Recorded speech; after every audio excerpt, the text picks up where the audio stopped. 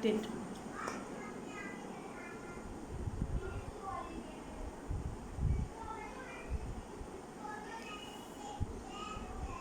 اعوذ باللہ من الشیطان الرجیم بسم اللہ الرحمن الرحیم۔ السلام علیکم ورحمۃ اللہ وبرکاتہ۔ عزیز طالب علم ساتھیوں، جماعت نہم کے حوالے سے ہم آج اپنا موضوع شروع کرنے لگے ہیں، اور موضوع ہے سر سید احمد خان کا تحریر کیا ہوا مضمون کاہلی۔ اس حوالے سے سب سے پہلے ہم سر سید احمد خان کی شخصیت کو مختصر طور پر جاننے کی کوشش کریں گے، ان کا تعارف سمجھنے کی کوشش کریں گے، اور اس کے بعد پھر سبق کو اس کو سمجھنے کی کوشش کریں گے، اس کے مفاہیم کو، کچھ الفاظ کے معانی کو ہم کوشش کریں گے کہ زبانی طور پر ہی اس کو سمجھا جائے، اور اس کے بعد پھر پریزنٹیشن کی صورت میں اس کے تشریحات کو سمجھنے کی کوشش کی جائے گی۔ تو اپنے موضوع کی طرف بڑھتے ہیں۔ سب سے پہلے سر سید احمد خان کا تعارف۔ عزیز ساتھیوں، ایک بات یاد رکھیے کہ جب بھی تعارف یا سبق کو پڑھیں، ایک بات ذہن میں رہے کہ سوالات کی مدد سے اس کو سمجھنے کی کوشش ضرور کریں کہ کس قسم کے سوالات آئیں گے اور مجھے کس طرح سے تیاری کرنی ہے۔ تو سر سید احمد خان کے تعارف کے حوالے سے یا کسی بھی شخصیت کے تعارف کے حوالے سے جو سوالات آتے ہیں وہ دو طرح کے ہوتے ہیں۔ ایک، اس شخصیت کا مختصر سا تعارف کرائیں جس میں اس کے خاندانی حالات، اس کے گھریلو حالات کا تذکرہ کیا جا سکتا ہے، اور اس کی ادبی خدمات کو مختصر طور پر بیان کیا جا سکتا ہے۔ اور دوسرا یہ سوال آ سکتا ہے کہ سر سید احمد خان کی ادبی اور علمی خدمات کو بیان کریں۔ تو ہم دونوں طرح سے اس تعارف کو سمجھنے کی کوشش کریں گے۔ سر سید احمد خان ایک ایسی علمی شخصیت جنہوں نے اپنی قوم کو زوال سے نکالنے کے لیے عصری علوم کا رستہ دکھایا، اور بے شک اس نہج پر خوب کام کیا۔ سر سید احمد خان کی پیدائش 1817 کی ہے، دہلی میں پیدا ہوئے 17 اکتوبر 1817 کو، اور ان کے مورث اعلیٰ یعنی ان کے اسلاف، ان کے بزرگ ہرات افغانستان سے شاہ جہاں کے عہد میں ہندوستان آئے تھے، اور مغلیہ دربار کے بڑے بڑے عہدوں پر فائز رہے۔ سر سید احمد خان کے والد صاحب کا نام تھا سید محمد متقی، اور سر سید احمد خان کے دادا کا نام تھا سید ہادی، اور سید ہادی صاحب شاہ عالم کے دربار میں اہم عہدے پر فائز رہے۔ سر سید احمد خان کے والد صاحب سید محمد متقی یہ بھی دربار میں ملازم رہے۔ تو سر سید احمد خان ایک ایسے یعنی گھرانے سے ہم دیکھتے ہیں کہ ایسے گھرانے میں پرورش پائی، ایک ایسے گھرانے سے ان کا تعلق تھا کہ جن کے دربار کے ساتھ بڑے مضبوط تعلقات تھے، اور یہ بھی کہا جاتا ہے کہ سر سید احمد خان نے قرآن اور سائنس کی تعلیم دربار میں ہی حاصل کی، جس کے بعد یونیورسٹی آف ایڈنبرا نے انہیں قانون میں ڈاکٹریٹ کی اعزازی ڈگری عطا کی۔ سر سید احمد خان نے سب سے پہلے عدالت میں بطور سررشتہ دار کام کیا۔ سررشتہ دار سے مراد میر منشی یا ہیڈ کلرک ہوتا ہے۔ پھر ترقی کر کے وہ منصف کے عہدے پر فائز ہوئے۔ سرکاری ملازمت کے باوجود سر سید احمد خان مسلمانوں کی بہتری کے لیے، اصلاح کے لیے برابر کوششیں کرتے رہے۔ تو 1838 میں ان کے والد صاحب کا انتقال ہوا، اور اس کے بعد انہوں نے دربار سے ناطہ ختم کر دیا، اور اب یہ دور اندیشی کہیں یا ان کی ایک ذہنی اوپچ کہیں کہ جس کی بنا پر ہم یہ کہہ سکتے ہیں کہ انہوں نے انگریز سرکار کی ملازمت کو ترجیح دی۔ اور سر سید احمد خان نے یہ بھی ہے کہ اپنے خالو خلیل اللہ خان سے کچہری کا کام سیکھا۔ تو سر سید احمد خان نے پہلے ایک انگریزی اسکول مراد آباد میں کھولا، 1875 میں علی گڑھ کالج کی بنیاد رکھی، جو بعد میں ہندی مسلمانوں کا سب سے اہم تعلیمی، سیاسی اور ادبی مرکز قرار پایا۔ انگریزی سے اردو میں تراجم کے لیے انہوں نے سائنٹیفک سوسائٹی میگزین بھی سائنٹیفک سوسائٹی قائم کی، اور یہیں سے ایک رسالہ نکلا کرتا تھا سائنٹیفک سوسائٹی میگزین۔ 1870 میں ایک بڑا اہم رسالہ علمی اور ادبی طرز کا تہذیب الاخلاق جاری کیا، اور یہی وہ رسالہ ہے جس کے ہماری گزشتہ نسلوں پر بڑے گہرے اثرات دیکھے جا سکتے ہیں۔ ہماری اجتماعی زندگی پر بھی اس رسالے کا ایک گہرا اثر پایا جاتا ہے۔ تو اگر ہم ان کی علمی اور ادبی خدمات کے حوالے سے اگر ہم بات کریں تو سر سید احمد خان نے اردو میں مضمون کی صنف کو رواج دیا، مضمون نگاری کی صنف کو۔ یہ جو رسالہ تھا تہذیب الاخلاق، ہم تھوڑا سا یہ بات کر لیتے ہیں کہ سر سید احمد خان کے دو اہم کارنامے سب کے سامنے ہیں۔ ایک ہے علی گڑھ اسکول اور کالج کا قیام، جو بعد میں 1921 میں یونیورسٹی بنا، اور دوسرا کارنامہ رسالہ تہذیب الاخلاق کا اجرا ہے۔ یہ رسالہ تہذیب الاخلاق اس میں بیشتر مضامین سر سید احمد خان کے ہوا کرتے تھے، اور پھر ان کے رفقائے کار جس میں نواب محسن الملک، وقار الملک، مولانا شبلی نعمانی، ڈپٹی نذیر احمد، الطاف حسین علی، محمد حسین آزاد اور دوسرے ساتھی جو تھے وہ بھی مضامین لکھا کرتے تھے اس میں۔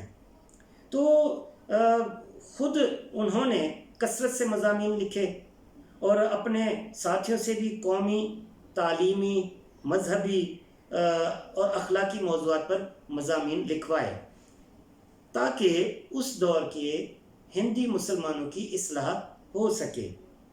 ان کا اصل مقصد مسلمانوں کی اصلاح تھا، اس لیے وہ ایک مصلح کے طور پر بھی سامنے آتے ہیں۔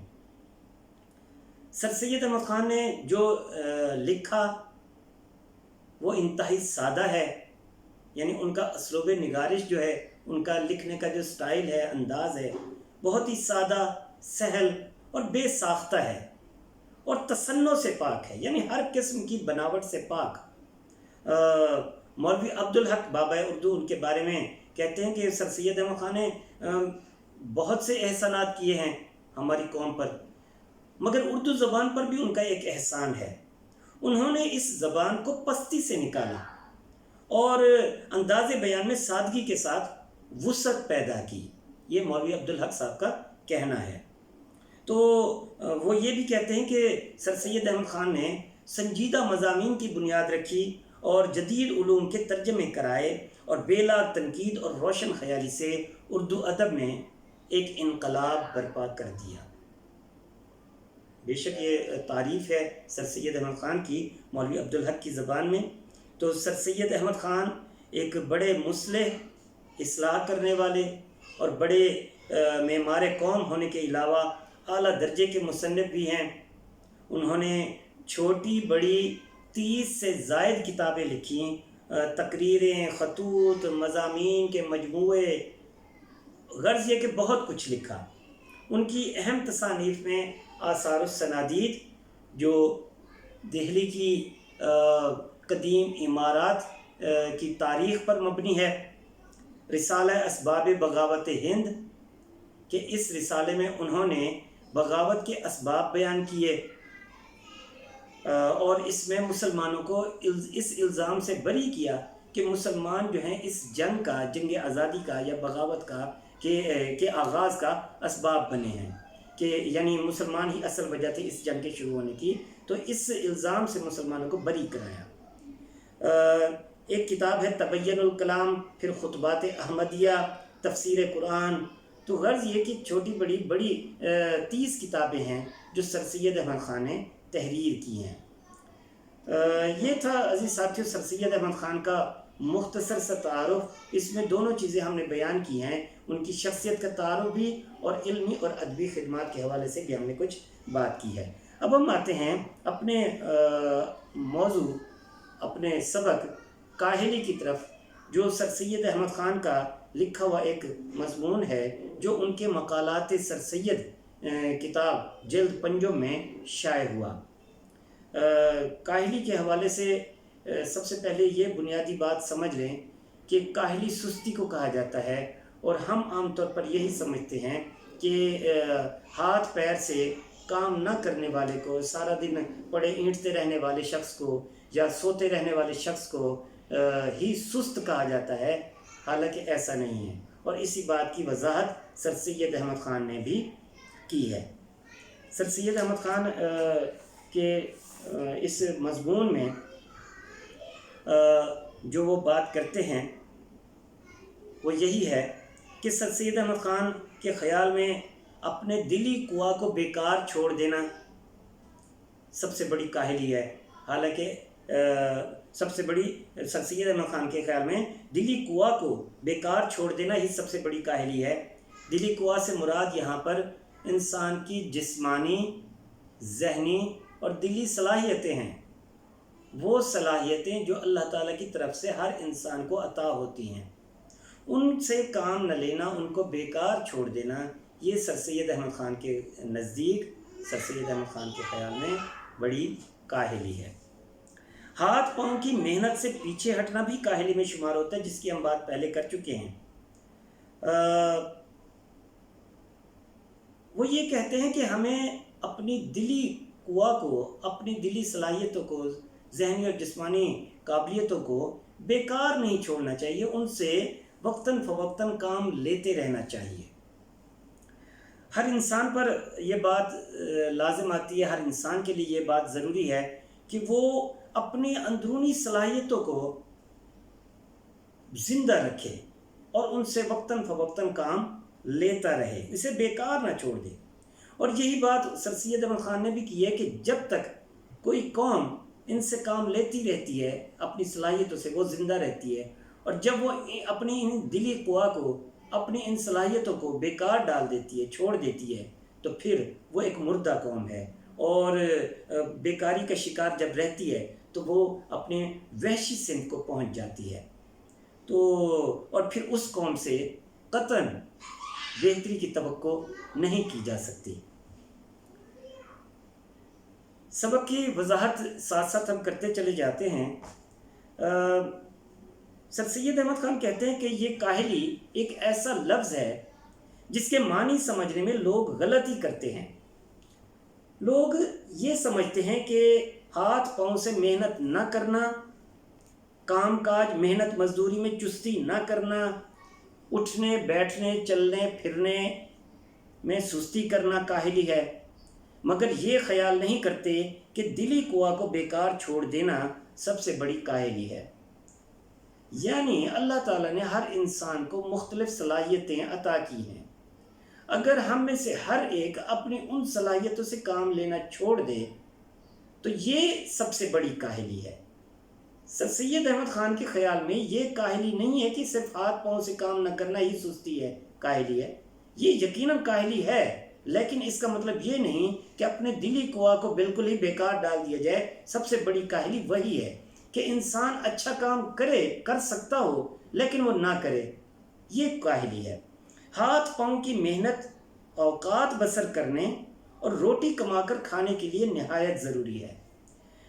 ہاتھ پاؤں کی محنت مطلب ہے کہ ہم روزی کمانے کے لیے، روزی روٹی کے لیے، روزگار کے لیے گھر سے نکلتے ہیں، اپنی منزل پر پہنچتے ہیں. کوئی اپنے دفتر جاتا ہے، کوئی اپنے کارخانے میں جا کر کام کرتا ہے، کوئی نوکری کے لیے کہیں پہ جا رہا ہے، کوئی کہیں پہ جا رہا ہے. غرض یہ کہ سارا دن وہ محنت مشقت کرتا ہے اور پھر اس کا نتیجہ اسے آمدنی کی صورت میں ملتا ہے. یہ ضروری ہے. وہ کہتے ہیں روٹی پیدا کرنا اور پیٹ بھرنا یہ ایک ایسی چیز ہے کہ بامجبوری اس کے لیے محنت کی جاتی ہے. یعنی مجبوری کی صورت میں یہ ظاہر سی بات ہے کہ مجبوری تو ہے کہ اس نے محنت کرنی ہے، اس نے کام کرنا ہے، کیونکہ روزی روٹی کا چکر ہوتا ہے، روزگار کمانا ہے، اور ہاتھ پاؤں کی کاہلی چھوڑی جاتی ہے۔ ایسا قطعاً نہیں ہو سکتا کہ ہم ہاتھ پاؤں چھوڑ کر جو ہے نا بالکل ہی کاہل بن کے گھر میں بیٹھ جائیں، تو پھر تو روزگار قطعاً نہیں ملے گا۔ اس لیے ہم دیکھتے ہیں کہ محنت مزدوری کرنے والے لوگ اور وہ جو کہ اپنی روزانہ محنت سے اپنی بسر اوقات کا سامان مہیا کرتے ہیں، بہت کم کاہل ہوتے ہیں۔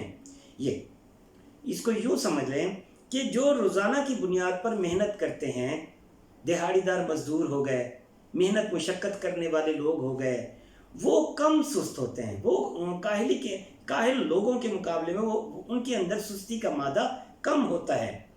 محنت کرنا اور سخت کاموں میں ہر روز لگے رہنا گویا ان کی طبیعت کا ایک دوسرا جز بن جاتا ہے، لازمی جز بن جاتا ہے۔ مگر جن لوگوں کو ان باتوں کی حاجت نہیں ہے، وہ اپنے دلی قوا کو بیکار چھوڑ کر بڑے کاہل اور بالکل حیوان صفت ہو جاتے ہیں۔ یعنی وہ لوگ جو امیر امراء ہیں، جو دولت مند ہیں، جن کو اللہ کی طرف سے بے پناہ نعمتیں میسر ہیں اور ان کو نوکری کرنے کی کوئی حاجت نہیں یا کوئی محنت مشقت کرنے کی ضرورت نہیں، تو وہ کیا کرتے ہیں کہ اپنی دلی صلاحیتوں کو بیکار چھوڑ دیتے ہیں اور یوں کاہل بھی ہوتے ہیں اور حیوان صفت یعنی جانوروں کی سی صفات بھی ان کے اندر آ جاتی ہیں۔ یہاں پہ بات آپ سمجھ چکے ہوں گے کہ دو باتیں کی گئی ہیں۔ ایک تو وہ لوگ کہ جو محنت مشقت کر کے اپنی روزی روٹی کا بندوبست کرتے ہیں، ایسے لوگ بہت کم سست ہوتے ہیں، کیونکہ روزگار کے سلسلے میں انہیں محنت مشقت کرنا پڑتی ہے۔ اور دوسرے وہ لوگ ہیں کہ جن کو نوکری کی کوئی حاجت نہیں، اللہ کا دیا ان کے پاس ویسے ہی بہت کچھ ہے، تو نوکری یا دوسری قسم کے پیسے کمانے کی ان کو کوئی حاجت نہیں، ان کے پاس پہلے سے ہی بہت پیسہ ہے۔ تو پھر وہ کیا کرتے ہیں کہ اپنی دلی صلاحیتوں سے بھی کام نہیں لیتے اور یوں کاہل بھی ہوتے ہیں اور جانوروں کی سی صفات بھی ان کے اندر پیدا ہو جاتی ہیں۔ یعنی یہ ان لوگوں کی بات ہے کہ جو اپنی جسمانی یا دلی صلاحیتوں سے کام نہیں لیتے۔ آگے سر سید احمد خان کہتے ہیں کہ یہ سچ ہے کہ لوگ پڑھتے ہیں اور پڑھنے میں ترقی بھی کرتے ہیں۔ یہ سچ ہے کہ لوگ پڑھتے ہیں اور پڑھنے میں ترقی یعنی آگے بڑھتے چلے جاتے ہیں تعلیم حاصل کرتے ہوئے، اور ہزار پڑھے لکھوں میں سے شاید ایک کو ایسا موقع ملتا ہوگا کہ اپنی تعلیم کو اور اپنی عقل کو ضرورتاً کام میں لاوے۔ یعنی ہم دیکھتے ہیں کہ ہزاروں لاکھوں طلباء اسکولوں میں، کالجوں میں، یونیورسٹیوں میں تعلیم حاصل کر رہے ہوتے ہیں، مگر ان میں سے چند ایک ہی ہوتے ہیں جو بہت اعلیٰ عہدے پر پہنچتے ہیں۔ وجہ کیا ہے کہ وہ اپنی جسمانی، اپنی دلی صلاحیتوں، اپنی ذہنی صلاحیتوں سے کام لیتے ہوئے آگے ترقی کرتے جاتے ہیں، آگے بڑھتے چلے جاتے ہیں۔ لیکن یہاں پر جو سر سید احمد خان بات کہہ رہے ہیں وہ یہ ہے کہ اگر انسان ان عارضی ضرورتوں کا منتظر رہے اور اپنے دلی قوا کو بیکار ڈال دے تو وہ نہایت سخت کاہل اور وحشی ہو جاتا ہے۔ یعنی یہ کہ اگر کوئی طالب علم محض نوکری حاصل کرنے کے لیے تعلیم حاصل کرتا ہے، محض دنیاوی لالچ کے لیے تعلیم حاصل کرتا ہے اور اس کا مقصد اور کچھ نہیں ہوتا، تو پھر ظاہر سی بات ہے کہ تعلیم کا اس کے حاصل کرنے کا کوئی فائدہ نہ ہوا، تو ایسا شخص جو ہے نہایت سخت کاہل اور وحشی ہے۔ یعنی سر سید احمد خان کی بقول ہزار پڑھے لکھوں میں ایک آدھ ایسا ہوتا ہے جو اپنی تعلیم کو کام میں لاتا ہے۔ اب کام سے سر سید احمد خان کی مراد دنیا میں اللہ تعالیٰ کے اسرار کو سمجھنے کی ایک کوشش بھی ہو سکتی ہے، اور دوسرا اپنی ذات کو پہچاننے کی بات بھی ہو سکتی ہے۔ یعنی کچھ ایسا بڑھ کے کیا جائے جو اپنی ذات سے بڑھ کے ہو، جو اپنے ذاتی لالچ سے ہٹ کر ہو۔ تو تعلیم حاصل کرنے کا بھی مقصد ہمیشہ اعلیٰ اور عمدہ ہونا چاہیے۔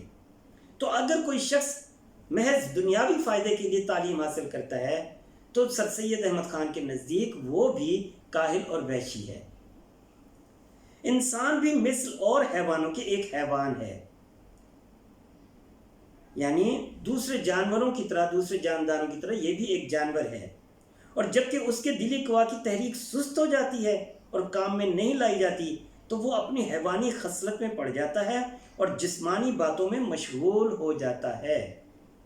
یعنی وہ شخص کہ جو اپنی جسمانی، دلی اور ذہنی صلاحیتوں کو کام میں نہیں لاتا تو وہ اور ایسا مسلسل کرتا ہے، مسلسل ایسے کرتا ہے کہ اللہ تعالیٰ کی عطا کردہ صلاحیتوں کو وہ کبھی بھی کام میں نہیں لاتا، تو آہستہ آہستہ اس کے اندر جانوروں کی سی صفات پیدا ہوتی چلی جاتی ہیں اور وہ جسمانی باتوں میں مشغول ہو جاتے ہیں۔ محض اس کا مقصد صرف پیٹ بھرنا ہی ہوتا ہے، محض اس کا مقصد صرف اپنا ذاتی لالچ ہی ہوتا ہے کہ وہ اپنی ذات کے لیے سوچنے لگ جاتا ہے، اور ایک وقت ایسا آتا ہے کہ انسانی صفت کو کھو کر پورا حیوان بن جاتا ہے۔ تو وہ کہتے ہیں سر سید احمد خان کہ پس ہر ایک انسان پر لازم ہے، ہر ایک کے لیے ضروری ہے کہ اپنے دلی قوا کو، اپنے اندرونی قوتوں کو زندہ رکھے اور اس کوشش میں رہے کہ وہ آگے بڑھنا چاہ رہا ہے اور اپنی دلی قوتوں کو بیکار نہ چھوڑے۔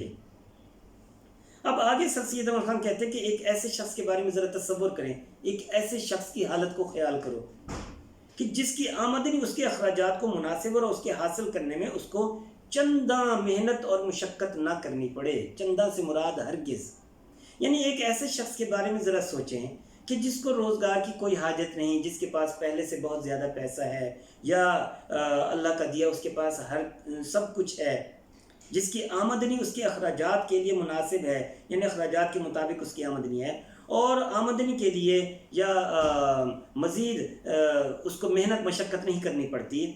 تو جیسا کہ ہمارے ہندوستان میں ملکیوں اور لا خراج داروں کا حال تھا، یہ پرانی بات کر رہے ہیں کہ ہندوستان میں بھی ایک وقت ایسا تھا کہ لوگ جو تھے وہ لا خراج دار یعنی ٹیکس نہ دینے والے، اور وہ اپنے دلی قوا کو بھی بیکار ڈال دی، یعنی وہی شخص اپنے دلی قوا کو بھی، اپنی دلی قوتوں کو، جسمانی قوتوں کو بھی بیکار چھوڑ دے تو اس کا حال کیا ہوگا، یعنی وہ کیسا ہوگا، اس کی حالت آخر میں کیا ہو جائے گی؟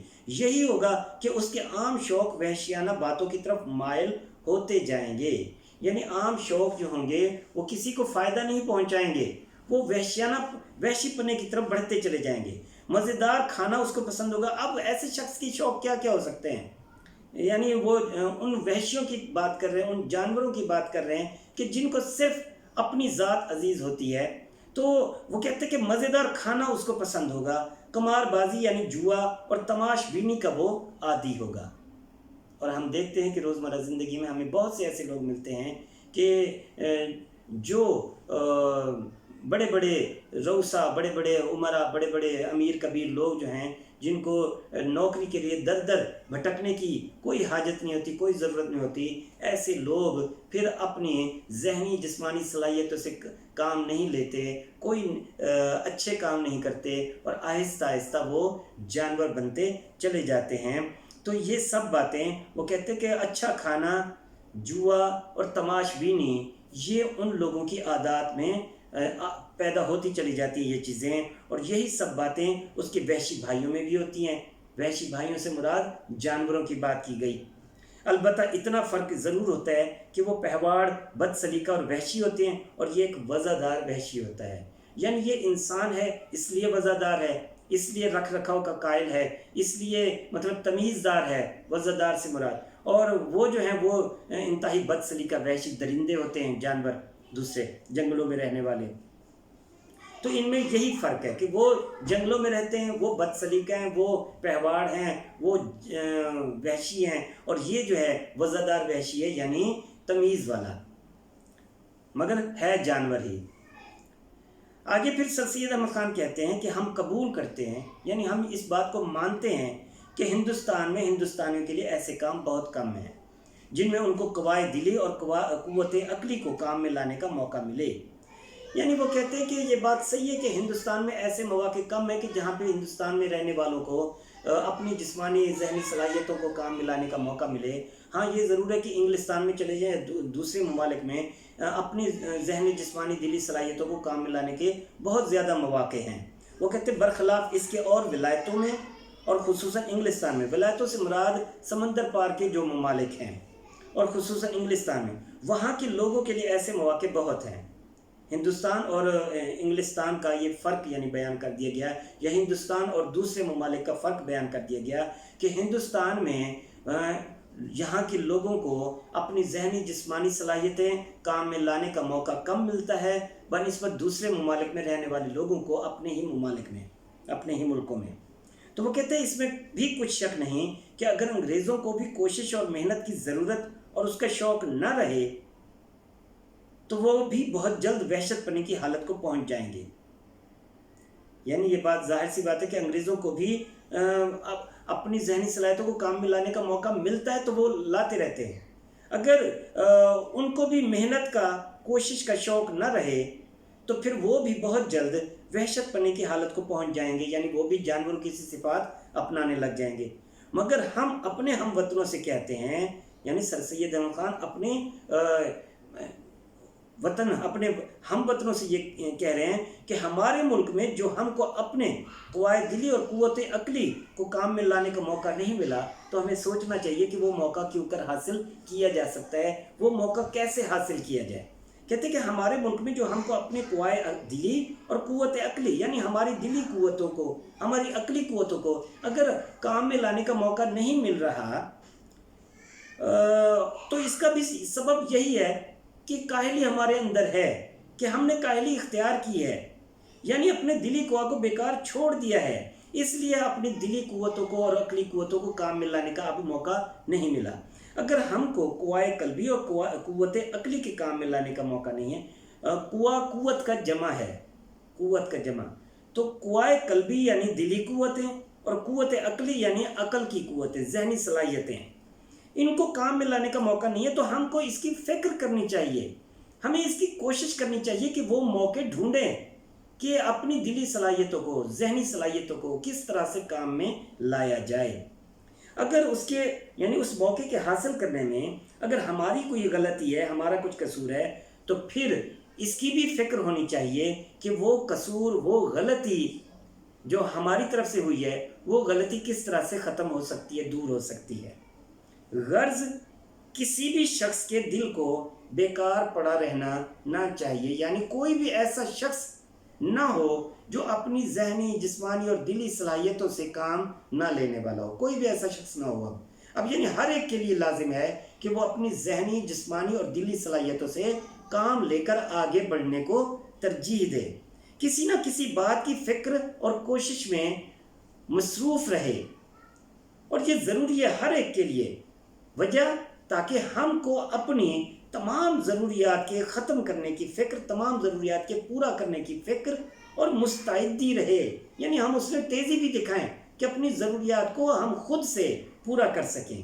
اور جب تک ہماری قوم سے کاہلی، سستی یعنی بیکار، دل کو بیکار پڑا رکھنا نہ چھوٹے گا، اس وقت تک ہم کو اپنی قوم کی